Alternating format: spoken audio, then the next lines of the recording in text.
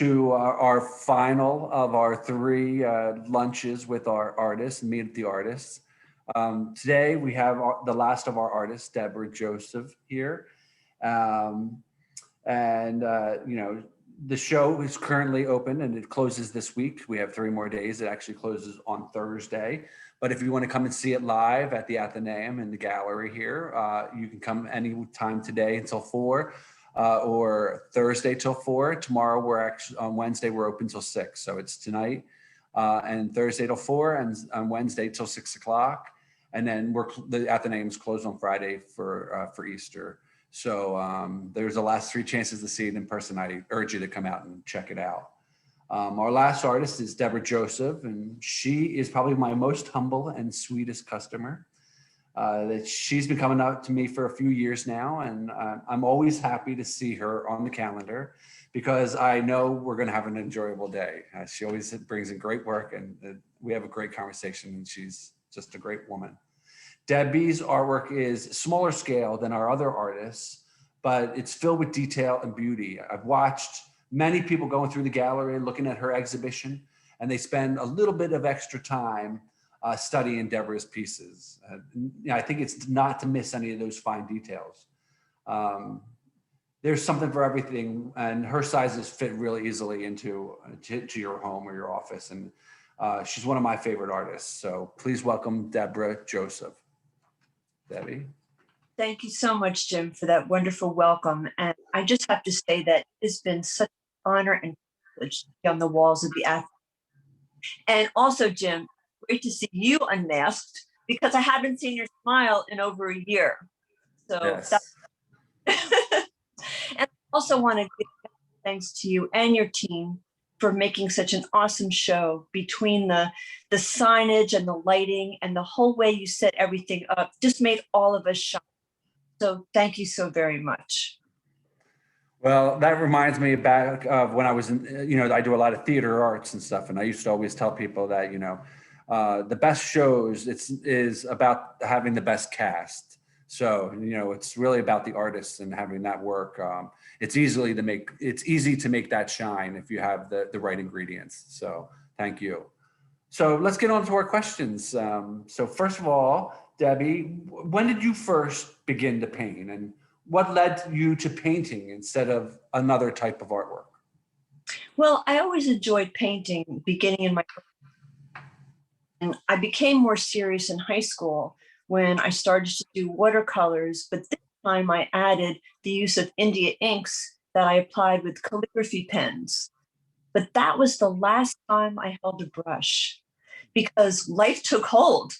I started college and then postgraduate work to become a board certified registered dietitian. And my professional career spanned over 30 years and I loved every minute of it. And a few years ago, well, during that time, actually, I was doing a lot of landscape photography. And a few years ago, I was looking at some of my photographs and I could hear my inner voice telling me, and very encouragingly, you need to paint this. And it was this rekindling of the joy of painting that led me back to painting. And me, painting makes the photo come alive. I immerse myself in that painting and I can reflect on the joy I felt when I was there. And I strive to capture feelings in every painting. So I've dabbled with other art forms. I have done painting on glass. I've done sketching with charcoal, even stained glass and mosaics and ceramics. But painting remains my favorite. Well, that's awesome. I would love to see some of that work someday. You'll have to bring some in, and I would love to see your stained glass. Great. Great, thanks. So I've noticed a lot of your paintings are on the smaller size, like 12 by 16 or 16 by 20. So I was curious if you ever painted larger pieces. Now I see behind you, that looks like your work and it looks pretty large. So maybe that's my answer, but do you have a preference? Do you like smaller work over larger work, or is it just more convenient? Well, I guess I would say, at the risk of sounding like Goldilocks, the sizes are, they're not too small and they're not too big, but they are just right. They're very manageable and comfortable in my workspace. And they really allow me to get up close and personal with my subject because, as you can see in many of my paintings, I love fine detail and I use little brushes. And so that size for me just works out really, really well. And as far as larger sizes, well, that's thanks to you, Jim, because if I need a larger size, all I have to do is pick up the phone or make an appointment and come in to see you. That's true. So did you paint this behind you though? Oh, actually, no. Behind me is a screen, and it is a painting of Vincent van Gogh's Field of Irises. And, and we use it because later in the day, we get the western sun, and Mhm. it's bright. It actually heats up our kitchen. So we put the screen in front of the window, and I thought that would be a nice backdrop because It is. It is. You fooled me though. I thought it was one of yours. thank you. That's a compliment. Thank you Yeah. very much. So do you have a favorite piece? And if so, why? Well, I don't have a favorite piece. And in thinking about it, because I don't compare my paintings. Each of my paintings really stands alone. My paintings, um, they have their own special feeling and their own special story behind them.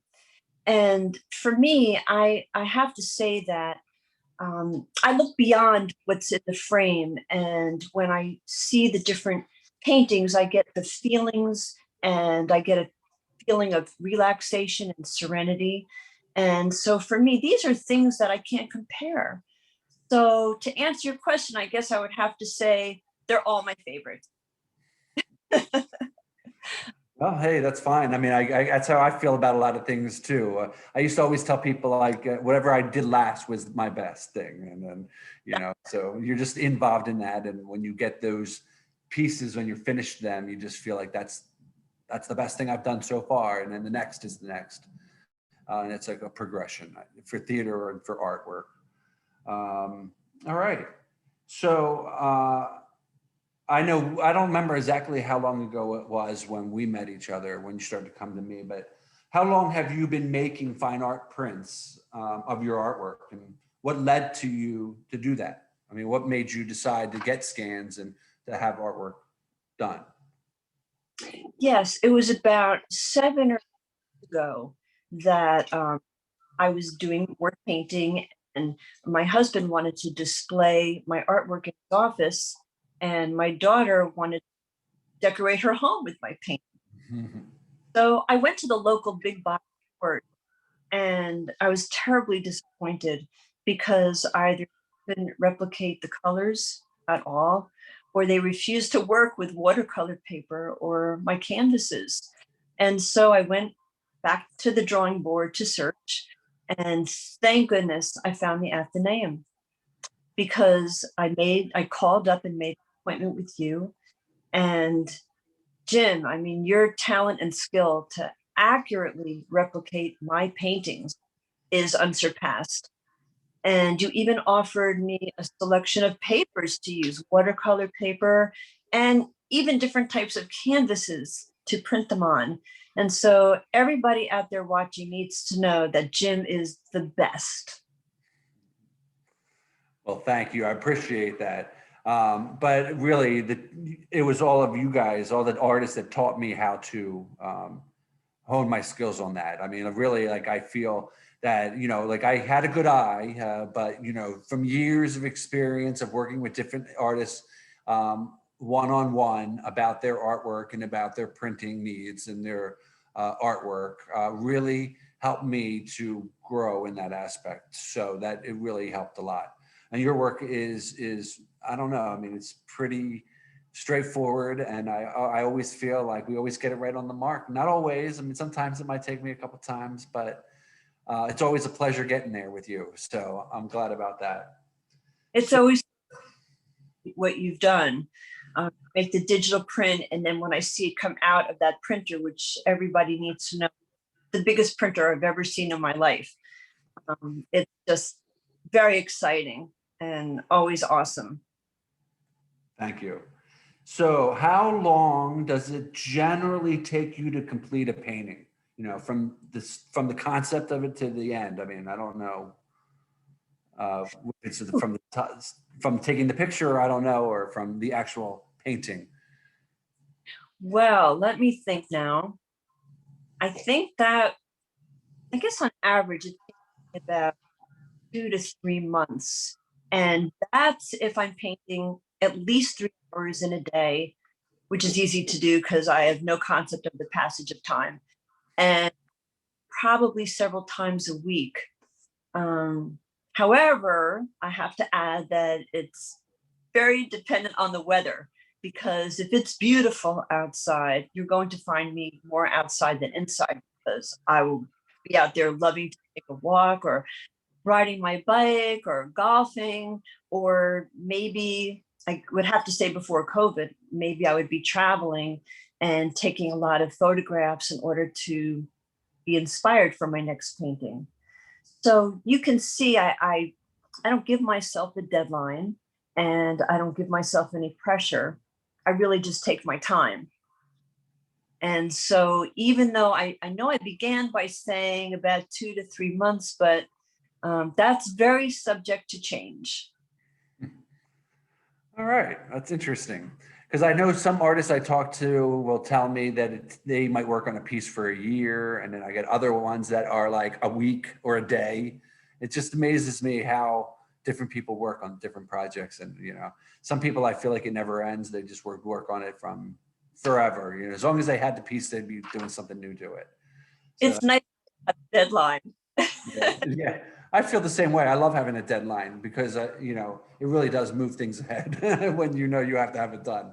Uh, So, how has the pandemic affected your work, or how you handle your painting, or the subjects that you paint? I guess yes. no traveling affects you. Well, being forced to stay close at home and curtailing other activities, of course, is me more time to focus on my painting. But I have to say that it's not that I fill my time by painting. Much more important to me is that painting is very uplifting and really allows a lot of joy and positivity to be in the forefront of my thoughts and my mind and my day. So that's really what the pandemic did for me. One other side benefit is that other than Michael's and Amazon to buy supplies, I found a great website, and it's called Cheap Joe's. And anybody who needs art supplies, it's worthwhile looking it up because they have really good specials and great prices. So that was a benefit, if I have to say that. That's great. Well, how about people? Like, do you ever, you know, do people like paintings of people? I haven't done portraits. No, I don't even know if that's something I would ever do. When I do a landscape or florals, I don't want anybody tell me that it doesn't look like that, or don't look too much like that. Probably I'll say I, other subjects, my nonverbal subjects. and I agree with that. I understand. As a photographer, I understand. I mean, and that's even, you know, you take a straightforward picture, you know, and you're going to get the same things. I don't look like that. I don't like that. I'm like, okay, but so I understand the feeling of not wanting to necessarily have to deal with human subjects. But I just figured, I was wondering if the pandemic affected that part of your aspect. If you did paint people, then you're not seeing them, you know. But that makes sense. But it did curtail your traveling. So Yeah. I guess less travel is less. I didn't hear you. Oh, I'm sorry. There hasn't been any travel. Right. So what artists inspire you? Well, I'd have to say that an artist who has a certain style or technique, and having used specific colors that make me feel inspired, make me feel like I want to be there in that painting.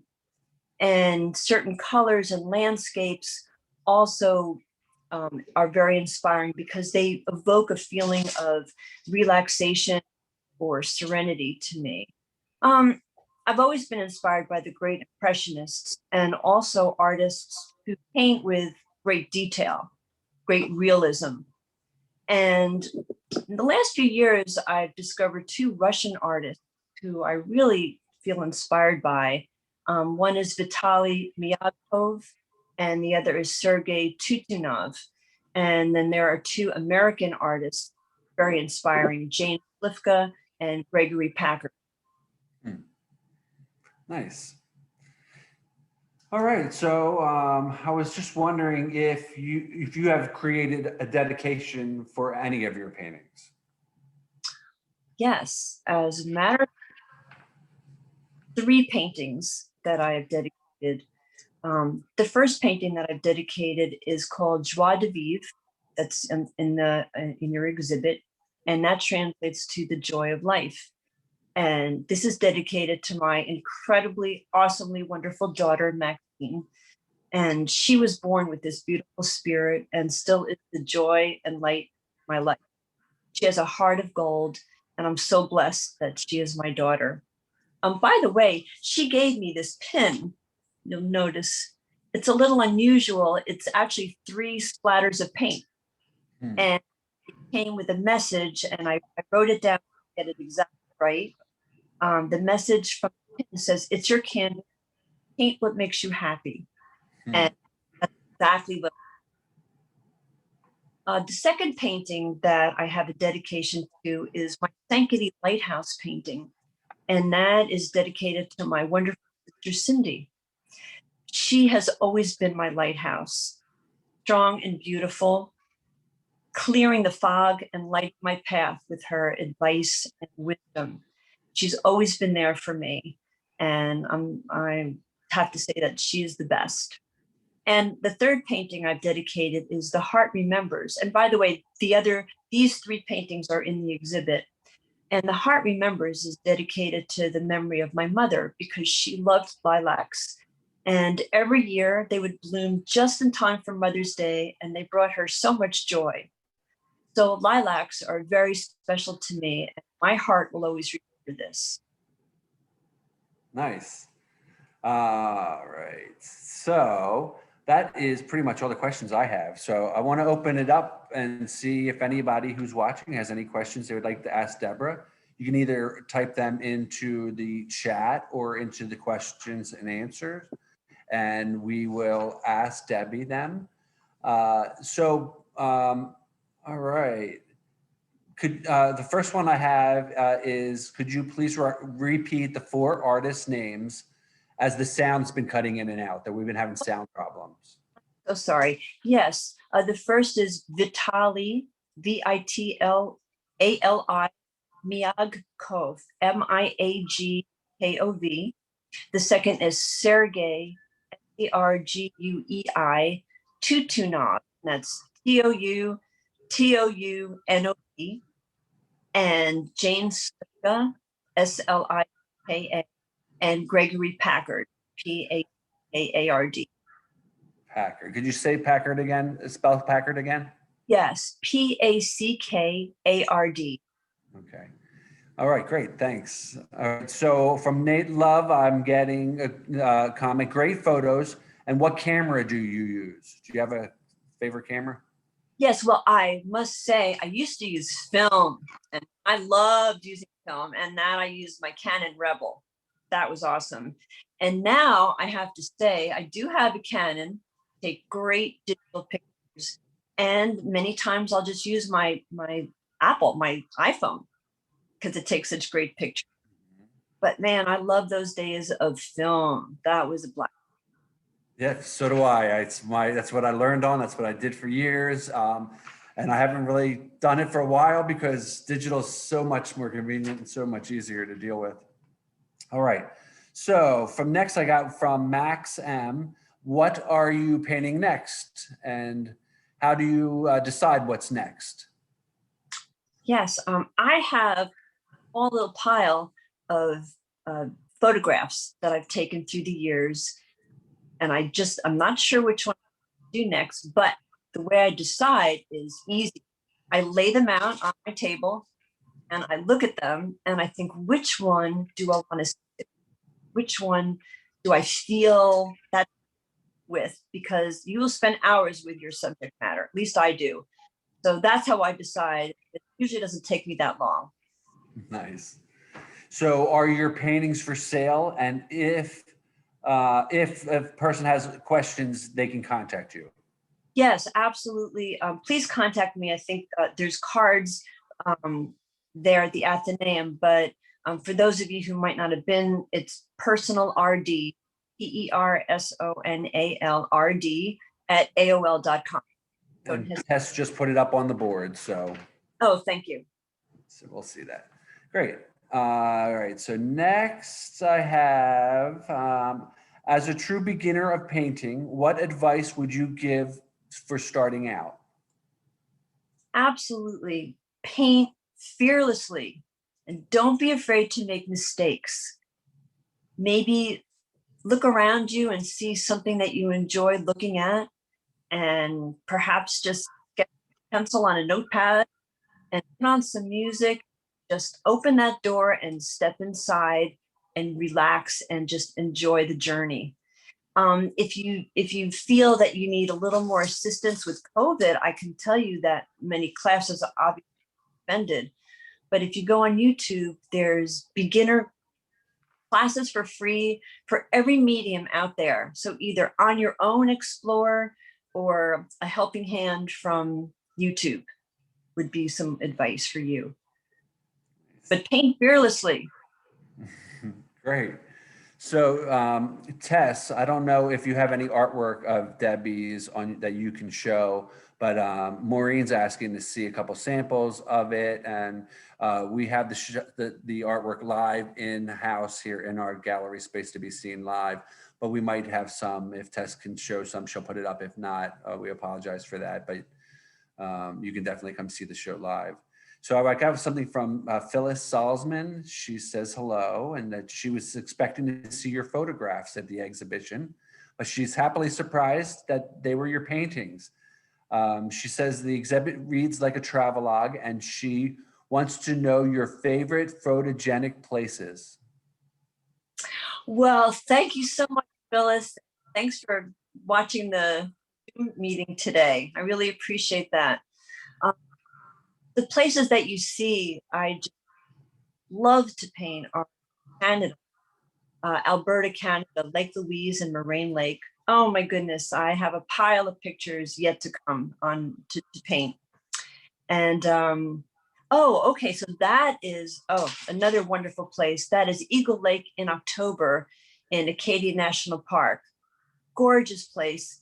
So many pictures from that place as well. And the other one in the show was the Bar Harbor Head Lighthouse, which was so inspiring.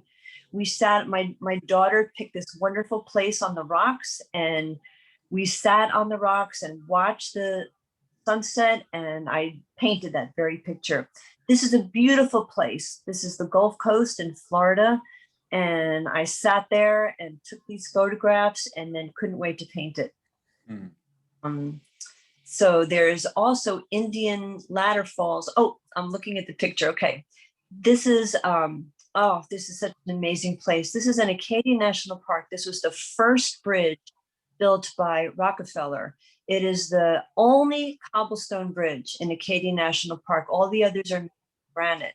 So this bridge fascinated me. If you walk underneath it, it is filled with these gorgeous cobblestones of all different colors. And I was so taken. I knew I had to paint it. I just loved it. Very nice. Yeah. I could go on and on about other places too. So it's endless, really, Phyllis. There's so many wonderful places. Well, we look forward to seeing more. So I've got another question from Eileen Baird, and she asked, "Do you show in galleries other than the Athenaeum? Have you shown other places?" Oh, by the way, that's a picture of Moraine Lake, and that was taken from the deck where we were staying. I took that photograph, and I knew I had to paint it. And we did go back, and we went up to that deck, and I know my husband took a picture of me standing there with my painting. Exciting, awesome. And I'm sorry, Eileen, I didn't mean to not answer your question. If I was asked, oh yes, yay. There you go. Yeah, there you go. That was a peak moment. Yes, Eileen, if I was asked to display somewhere, contact me and I would be happy to speak with you or email with you about that. So thank you. That's a compliment. All right, so let's see here. Okay, I've got from Max M. Would the Athenaeum ever put the art show virtual for those of us who can't travel for COVID? Well, I don't have a problem with that. I mean, I certainly have a lot of this artwork. I will see what we can do. Maybe we can put something together after the fact for people that might want to see the show that was displayed in the gallery. It wasn't our initial plan, but that doesn't mean that we couldn't do something. So I'll get on our mailing list, Max M, and we'll see what we can do. Thanks. Is there any other questions for Debbie today? I'm not seeing anything else right now, but I just wanted to say thank you to everybody for taking the time to come out and spend a half hour with us and have a little virtual lunch with the artist and meet and greet. And thank you for coming. I do urge you to come out and see the show live. There's nothing like it. It's open all day long and we don't really have that many people at once. So it's very spaced out and, safe. So feel free to swing by and check it out in one of these last 3 days. And we'll see about getting a virtual exhibition set up at some point in the future. So thank you, Debbie, and thank you everyone else. And I hope you all have a great evening, rest of your day.